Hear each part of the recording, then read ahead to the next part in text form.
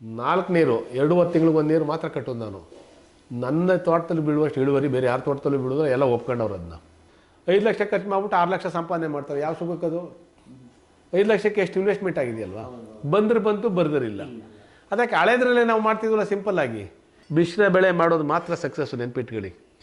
ಮಿಶ್ರ ಬೆಳೆ ಅಂದರೆ ದ್ವಿದಳ ಮತ್ತು ಏಕದಳ ಎರಡು ಕಾಂಬಿನೇಷನ್ ಒಟ್ಟೊಟ್ಟಿಗೆ ಹಾಕಿದರೆ ದ್ವಿದಳದಲ್ಲಿರೋ ನೈಟ್ರೋಜನ್ ಬೇರುಗಳಿದಾವಲ್ಲ, ಅದು ಏಕದಳ ಬಳಸುತ್ತೆ, ಭೂಮಿ ಫಲವತ್ತ ಆಗುತ್ತೆ.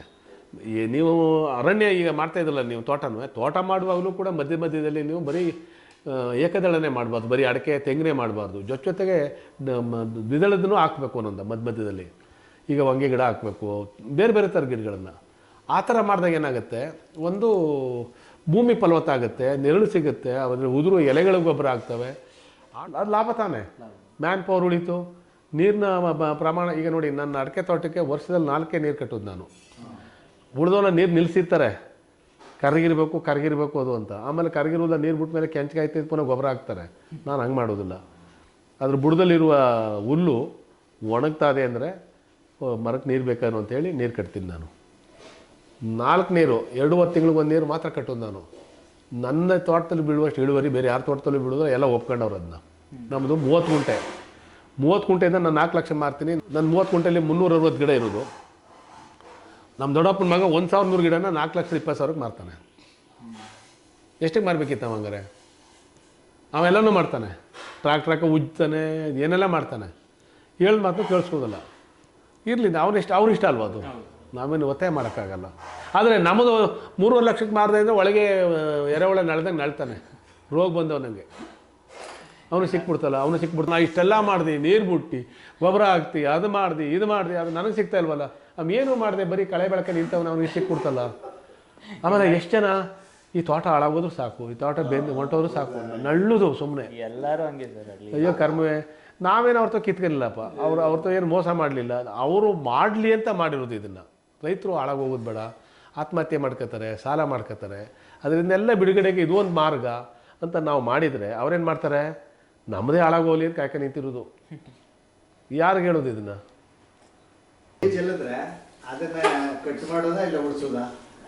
ಉರುಳಿ ನೀವೇನು ಬೀಜ ಮಾಡೋದಿಲ್ವಾ? ನೀವು ಉರುಳಿಗೆ ಅಂತ ಮಾಡೋದಾದ್ರೆ ಕಟ್ ಮಾಡ್ಕೊಳ್ಳಿ. ಇಲ್ಲ ಅಂತ ಹೇಳಿದ್ರೆ ಸೊಪ್ಪಿಗೆ ಅನ್ನೋದ್ರೆ ಕತ್ತರಿಸ್ರಿ. ಮಾಮೂಲಿ ನೀವು ಕತ್ತರಿಸ್ತಾರಲ್ಲ, ಕತ್ತರಿಸ್ಬಿಟ್ಟು ಮಡಗ್ಬಿಟ್ರೆ ಆಗೋಯ್ತು. ಅದೇ ಮಾಮೂಲಿ ಹುಲ್ ಕಡ್ದಂಗೆ ಅದು ಆಗುತ್ತೆ ಅಷ್ಟೇ. ಪುಡಿ ಮಾಡಿ ಮಾತ್ರ ಯಾವತ್ತು ಭೂಮಿಗೆ ಹಾಕ್ಬೇಡಿ. ಸಾಧ್ಯವಾದಷ್ಟು ಸೊಪ್ಪು.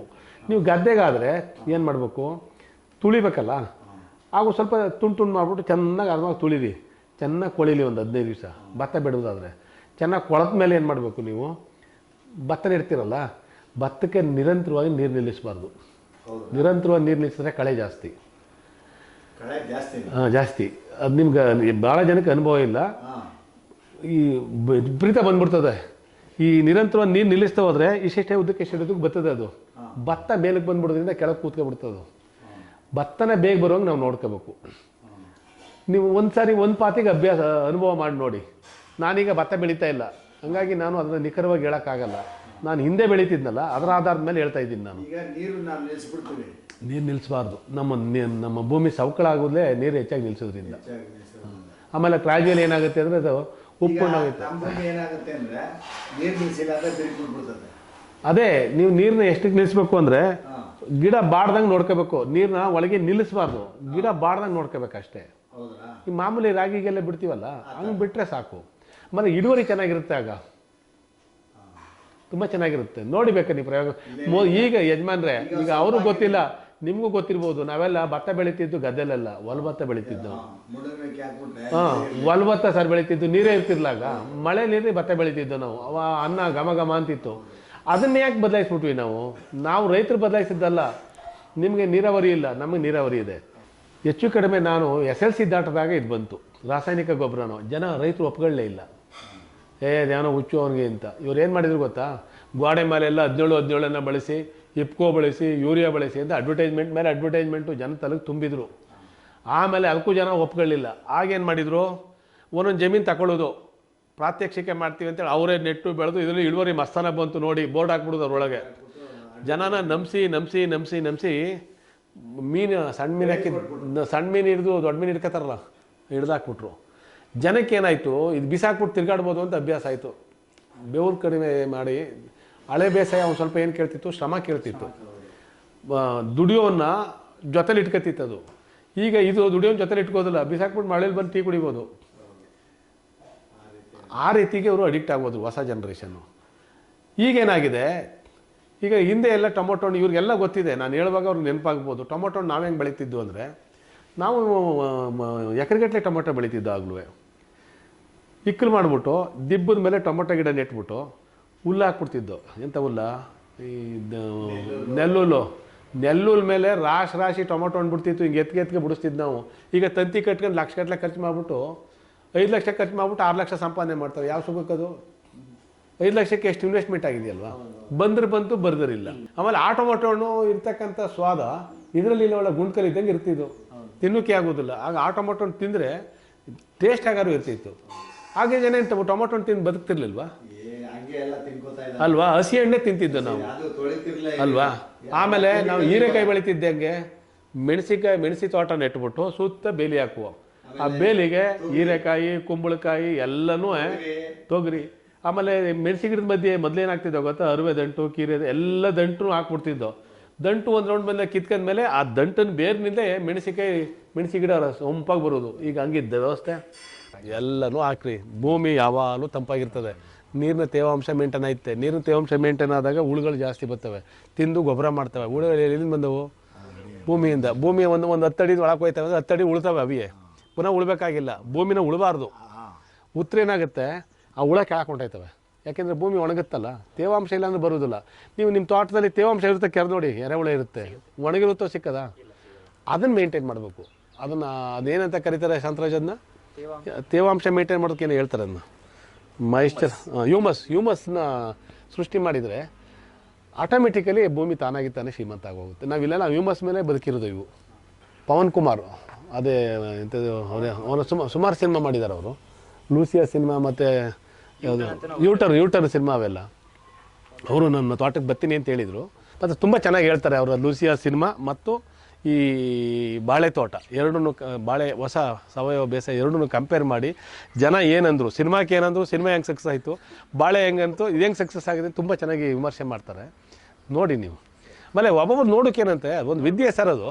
ನಮಗೇನಂತೆ, ಈಗ ನಾನು ಹೆಚ್ಚು ನೀವು ಹೆಚ್ಚು ಅಂತಲ್ಲ, ನಾಳೆಗೆ ನೀವು ನಿಮ್ಮ ತೋಟದಲ್ಲಿ ಸಾಧನೆ ಮಾಡಿದರೆ ಅದು ಇನ್ನೊಂದು 10 ಜನಕ್ಕೆ ಮಾರ್ಗದರ್ಶನ ಆಯ್ತದೆ. RTC ಕೊಡೋದು ತರೋದು. ನನಗೆ ಅವ್ರು ಹೇಳಿದರು, ನಿನ್ನ ರಾಸಾಯನಿಕ ಗೊಬ್ಬರನೂ ಬೇಡ, ನಿನ್ನ ಹಿಂಡಿನೂ ಬೇಡ, ನನ್ನ ಭೂಮಿಯೇ ಕೊಡುತ್ತೆ, ತಕ್ಕ ನಾನು ಯಾಕೆ ನಿಮ್ಮ ಕ್ಯೂನಿದೆ ಬಂದು ಹೇಳಿ ಕಳಿಸಿರೋ ಅವರು. ಇಲ್ಲ ನಂಗೆ ಬೇಡ ಅದು ಅಂತ. ಸರ್ ನೀವು ಒಬ್ಬರೇ ಸರ್ ಬೇಡ ಅನ್ನೋ ಅಲ್ಲಿ ಬಂದು ಜಗಳ ಆಡ್ತಾ ಕೂತವ್ರೆ ಸರ್ ಅಂತ. ಅದೆಲ್ಲ ದುರುಪಯೋಗ ಆಗ್ತಾ ಇರ್ತದೆ. ಭೂಮಿ ಒಳಗೆ ಆ ಶಕ್ತಿ ಇದೆ ಅಲ್ವಾ? ಈಗ ನಮ್ಮ ಅಮ್ಮ ಎಷ್ಟು ದಿವಸ ನೀರು ನಮಗೆ ಹಾಲು ಕುಡಿಸ್ತಾಳೆ, 1-2 ವರ್ಷ ಕುಡಿಸ್ಬೋದು. ಆ ಹಾಲೇ ನಮ್ಮೊಳಗೆ ಶಕ್ತಿ ಬೆಳೆಸ್ಬಿಡುತ್ತೆ. ರಾಸಾಯನಿಕ ಗೊಬ್ಬರನ ಅದು ಕೊಡದೆ ಹೋದ್ರೆ ಅದು ಬರುದಿಲ್ಲ. ಇಲ್ಲ, ಅದು ಏನಾಗಿದೆ ಅಂದರೆ ಅದಕ್ಕೆ ಅಡಿಕ್ಟ್ ಆಗಿದೆ. ಯಾವುದಕ್ಕೆ ನಾವು ಅದಕ್ಕೆ ಅಡಿಕ್ಟ್ ಮಾಡಿದ್ದೀವಿ. ಅದರಿಂದ ಬಿಡಿಸಿತ ತರಬೇಕು. ಯಾವ ರೀತಿ ಹೆಂಗೆ ತರಬೇಕು ಅಂದರೆ ಅದು ನಿಮ್ಮ ಆಲೋಚನೆಯಲ್ಲಿ ನೀವು ಹೋರಾಟ ಮಾಡಬೇಕು. ಜನ ಸುಮ್ಮನೆ ಇರೋದಿಲ್ಲ. ಫಸ್ಟು ಈಗ ಇಲ್ಲ, ನಾನು ಮಾಡಿದ್ದು ಹೇಳ್ಬಿಡ್ತೀನಿ. ಫಸ್ಟ್ ಏನು ಮಾಡಬೇಕು, ಹಿಂದೆ ಹೆಂಗೆ ಮಾಡ್ತಿದ್ರು ನಮ್ಮಲ್ಲಿ ಗದ್ದೆ ನಾಟಿ ಅಂದರೆ ರಾಸಾಯನಿಕ ಗೊಬ್ಬರ ಬಳಸ್ತಿರ್ಲಿಲ್ಲ. ಗೊಬ್ಬರ ಮತ್ತೆ ಈ ಸೊಪ್ಪು ಸೊದೆ ಎಲ್ಲ ತೆಗೆದು ತುಳಿದು ವಾಸನೆ ಹೊಡೆದು ಇದ್ರ ಹತ್ರಷ್ಟು ಬೆತ್ತ ಬೆಳೀತಿದ್ರು, ಚೆನ್ನಾಗಿ ಬೆಳೀತಿದ್ರು. ನಾವು ರಾಗಿ ಬೆಳೀತಿದ್ದ ಹೇಗೆ ಅಂದರೆ ಮಳೆಗಾಲದಲ್ಲಿ ಚೆಲ್ಬಿಡ್ತಿದ್ದು. ಚೆಲ್ಲಕ್ಕೆ ಮೊದಲೇ ತಿಪ್ಪೆ ಗೊಬ್ಬರ ಎಲ್ಲ ಹೊಡೆದು ಚೆನ್ನಾಗಿ ಹೊಡೆದ್ಬಿಟ್ಟು ಮಳೆ ಹೋದ್ರೆ ಬೆಳೀತಿದ್ರು ಅವರು. ಒಂದು ಮನೆಗೆ ರಾಗಿ ಮೊಳಕೆ ಬಂದು ಮೇಲಕ್ಕೆ ಬರೋದು, ನೀರು ಹಾಯಿಸ್ತಿರಲ್ಲ. ಆಗ ಪೂರ್ತಿ ಹಿಂಗೆ ಅಂಟೆ ಅಂತಿದ್ದು, ಕಳೆ ಕೀಳ್ತಿರ್ಲಾಗ ಅಂಟೆ ಉಳಿನಲ್ಲಿ ಅಂಟೆಲ್ಲ ಹಾಕೊಂಡು ಚೆಲ್ಲೆ ರಾಗಿ ಅಥವಾ ಸಾಲು ಬಿಡ್ತಿದ್ರಲ್ಲ, ಕೂರ್ಗೆ ಮೂಲಕ ಸಾಲು ಬಿಡ್ತಿದ್ರು. ಸಾಲು ಮಧ್ಯದಲ್ಲಿ ಅಂಟೆ ಹೊಡಿತಿದ್ರು. ಎಷ್ಟು ಚೆನ್ನಾಗಿ ಬರ್ತಿದ್ದು ಗೊತ್ತಾ ರಾಗಿ. ಒಂದೇ ಬೆಳೆ ಬೆಳೀತಿರ್ಲ, ಆಗ ಮಿಶ್ರ ಬೆಳೆ ಬೆಳೀರು. ಸಾಲು ಬಿಡೋರು ಮಧ್ಯೆ ಅವರೆಕಾಯಿ, ತಡ್ನಿಕಾಯಿ, ಸೂರ್ಯಕಾಂತಿ, ಹುಚ್ಚೆಳ್ಳು ಅವೆಲ್ಲ. ಅದೇನಾಗುತ್ತೆ ಒಂದು, ಹೌದು ಅಲ್ವಾ? ಈಗ ನೋಡಿ, ಒಂದು ಹೋದ್ರೆ ಒಂದು ನಮ್ಗೆ ಕಾಪಾಡ್ತಿತ್ತು. ಈಗ ಆ ಪದ್ಧತಿಯ ವಾಪಸ್ ತರಬೇಕು. ನಾವು ಇದಕ್ಕೆ ಅಡಿಕ್ಟ್ ಮಾಡಿಬಿಟ್ಟಿದ್ದೀವಿ. ಈಗ ನಮ್ಮ ಮಗಿಗೊಂದು ಮೊಬೈಲ್ ಕೊಟ್ಟು ಅಡಿಕ್ಟ್ ಮಾಡಿಬಿಟ್ಮೇಲೆ ಮೊಬೈಲ್ ಬಿಡಿಸ್ಬೇಕು ಅಂದರೆ ಏನೇನು ಟ್ರಿಕ್ಸ್ ಬೇಕು, ಹಂಗೆ ಭೂಮಿ ಅಡಿಕ್ಟ್ ಆಗೋಗಿದೆ. ಈಗ ಒಂದು ಸ್ವಲ್ಪ ದಿವಸ ಟೈಮ್ ಆಗ್ಬೋದು. ಈಗ ನಾವು ಮಾಡಿದ ಬೆಳೆ ಕೈ ಹತ್ತಲಿಲ್ಲ ಅಂತ ಇಟ್ಕೊಳ್ಳಿ, ಲಾಸ್ ಆಯಿತು ಅಂತ ಇಟ್ಕೊಳ್ಳಿ, ಪ್ರಯತ್ನ ಮಾಡೋದು. ನೆಕ್ಸ್ಟ್ ಇದಕ್ಕೆ ನಮಗೆ ಸಮಸ್ಯೆ ಆಗೋದಿಲ್ಲ. ಈಗ ನಾವು ನಮ್ಮ ಮನೇಲಿ ಈಗ ನಾವು ಹೊಸ ಅರಣ್ಯ ಬೇಸಾಯ ಮಾಡಿಲ್ಲ, ಅದೆಲ್ಲ ನೀವು ವಿಡಿಯೋ ತೆಗೆದು ನೋಡಿ, ಹಾಕಿದ್ದೀನಿ ನಾನು. ನಾವು ನಮ್ಮ ಅನುಭವ ಬಿಟ್ಟು ಒಂದು ಕಡ್ಡಿ ಸುಳ್ಳು ಹೇಳೋದಿಲ್ಲ ನಾವು. ಸುಮ್ಮನೆ ಒಂದು ಲೈನ್ಗೆ ಮೆಂತ್ಯ ಸೊಪ್ಪು, ಒಂದು ಲೈನ್ಗೆ ಮೂಲಂಗಿ, ಒಂದು ಲೈನ್ಗೆ ಬೆಂಡೆಕಾಯಿ ಇಲ್ಲಿ ನಾವು ಹಾಕ್ಬಿಟ್ಟು ಬಂದ್ಬಿಟ್ಟು ಸೋಮವಾರ ರಾಶಿ ಬಿಟ್ಟು ಹೋಯ್ತದು. ಈಗ ಅಲ್ಲಿ ಉದುರಿ ಅವೇ ಹುಟ್ತಾವೆ ಅವು. ನಮಗೆ ಬೇಕಾಯಿತು, ನಮಗೆ ಹುಷಾರು ತಪ್ಪು ಮಲ್ಲಿಕಂಡೆ ಕಿತ್ಕೊಬರೋಕ್ಕಾಗಲಿಲ್ಲ. ಒಂದಷ್ಟು ದಿವಸ ಕಿತ್ಕೊಬಂದು ಮೆಂತ್ಯ ಸೊಪ್ಪು ಎಲ್ಲ ಪುನಃ ಅವೇ ಹುಟ್ತಾವೆ ಅಲ್ಲಿ, ಬೀಜ ಆಗಿ ಅದೇ ಹುಟ್ಟುತ್ತದು ವಾಪಸ್ಸು. ಹೀಗೆ ನಾವು ನಿಸರ್ಗದ ಜೊತೆಲಿ ಬದುಕ್ತಾ ಇರೋದ್ರಿಂದ ನಿಸರ್ಗವನ್ನು ನಾವು ಶ್ರೀಮಂತಗೊಳಿಸೋ ಕೆಲಸ ಆಗಬೇಕು. ನಿಸರ್ಗವನ್ನು ಹಾಳು ಮಾಡಬಾರ್ದು, ಅದೊಂದು ಗರ್ಭಪಾತ ಮಾಡಬಾರ್ದು. ಅದು ಗರ್ಭಪಾತ ಮಾಡ್ತಾಯಿದ್ದೀವಿ ನಾವೀಗ. ಅದು ಮಾಡಿಬಿಟ್ರೆ ಏನಾಗೋಯ್ತೆ, ಎಷ್ಟೇ ಇದು ಮಾಡಿದ್ರು ಫಲ ಹೊರಗಡೆಯಿಂದ ಬಂದರೆ ಮಾತ್ರ ಉಂಟು, ಇಲ್ಲರಿಲ್ಲ ಅಂತ ಆಗುತ್ತೆ. ಇದು ಟೆಸ್ಟ್ ಬೇಬಿ ಅದಂಗೆ ಆಗ್ಬಿಡುತ್ತೆ. ಹಂಗೆ ಆಗಬಾರ್ದು. ಅದಕ್ಕೆ ಈಗ ಎಲ್ಲ ಹೇಳ್ತಾರೆ ಅದನ್ನ, ಅದು ಹಾಕ್ಲಿಲ್ಲ ಅಂದರೆ ಮೆಣಸಿ ಗಿಡ ಕೂಡ ಕೆಮ್ಮೋದಿಲ್ಲ ಅಂತ.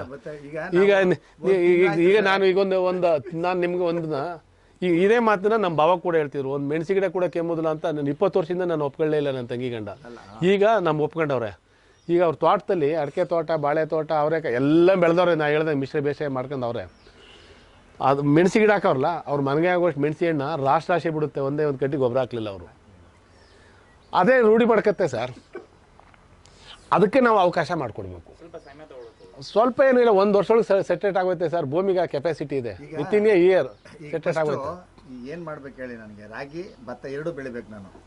ಈಗ ನೀವು ಹಾಕ್ಬಿಟ್ಟಿದ್ದೀರಿ, ಅದಕ್ಕೆ ನೀವು ಏನು ಮಾಡೋಕ್ಕಾಗಲ್ಲ. ಈಗ ಖಾಲಿ ಬಿದ್ದಾಗ ಏನು ಮಾಡಬೇಕು, ಭೂಮಿನ ಒಂದು ಸ್ವಲ್ಪ ಸಾಧ್ಯವಾದಷ್ಟು ಆಡು, ಕುರಿ, ಎಮ್ಮೆ, ದನದ ಗೊಬ್ಬರ ಕೆಡಗಬೇಕು. ಕೆಡಬಿಟ್ಟು ಒಂದಷ್ಟು ಸೊಪ್ಪು ಇರ್ತದಲ್ಲ, ತರಗು ಸೊಪ್ಪು ಹಾಸ್ಬಿಡ್ಬೇಕು. ಚೆನ್ನಾಗಿ ಕೊಳಿತದದು, ಮಳೆಗಿಳೆ ನೀರು ಬಿದ್ದು. ನಿಮ್ಮ ನೀರು ಸಿಗುತ್ತೆ ಅಂದರೆ ಸ್ಪ್ರಿಂಕ್ಲರ್ ಹಾಕಿ ನೆನೆ ಹಾಕಿ ಕಟ್ಟಿದ್ರು ಆಯ್ತದೆ. ಇಡೀ ಹೊಲಕ್ಕೆ ಕಟ್ಟಿದ್ರು ಆಯ್ತು, ಚೆಂದ ಕೊಳಿತದೆ. ಕಳೆ ಪಳೆ ಎಲ್ಲ ಹುಟ್ಟುತ್ತೆ.